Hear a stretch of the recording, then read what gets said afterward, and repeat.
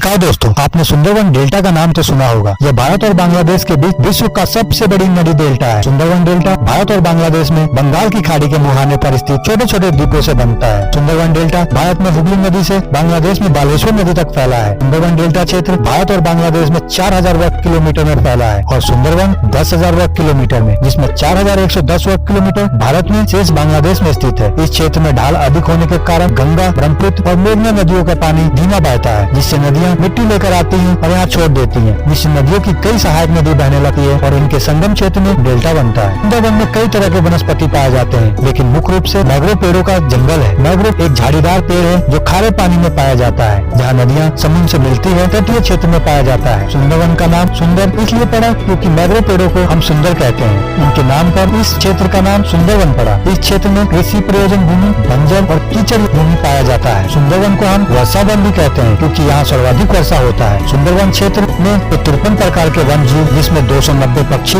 120 मछली, 42 स्तनधारी और 35 रेंगने वाले जीव शामिल हैं। रॉयल टाइगर का घर माना जाता है। इसे रॉयल टाइगर इसलिए कहा जाता है क्योंकि यह साइज में छोटे और काफी दूर तक तैर सके, दलदल इलाके में भी चल सके। ये इंटेलिजेंट भी बहुत होते हैं। यहाँ खारे पानी का मगरमच्छ भी रहते हैं। बटरवुड नाम का कछुआ का भी घर माना जाता है। यहाँ 109 द्वीपों में से 42 द्वीप पर रॉयल टाइगर का घर है। बाकी पे लोग रहते हैं जिनका जीवन काफी कठिन है, जो मुख्य रूप से मधु निकालना, मछली पकड़ना और कृषि पर निर्भर है। सुंदरवन में एक गांव ऐसा भी है जिसका नाम डूडो गांव है, जहां सिर्फ विधवा महिलाएं रहती है। ये सरकार की कोई योजना नहीं है, लेकिन यह गांव उन महिला के लिए आरक्षित है जिनके पति को बंगाल टाइगर ने मार डाला है, जिन्हें अपशगुन माना जाता है। सबसे पहले सन 1757 में पहली बार सुंदरवन डेल्टा का मानवीय प्रबंधन शुरू हुआ था। ईस्ट इंडिया कंपनी ने मुगल बादशाह आलमगीर II को इस क्षेत्र के लिए सारे अधिकार दिए थे। 1860 में अंग्रेजी सरकार ने इस इलाके को संरक्षित घोषित कर दिया। यूनेस्को ने 1984 में बांग्लादेश के सुंदरवन पश्चिम, सुंदरवन पूरब और भारत का सुंदरवन राष्ट्रीय उद्यान को संरक्षित घोषित कर दिया। इस इलाके में दिन में 2 या 3 बार समुद्री टाइड आता है, जिससे कई बार वाटर लेवल 10 मीटर बढ़ जा रहा है।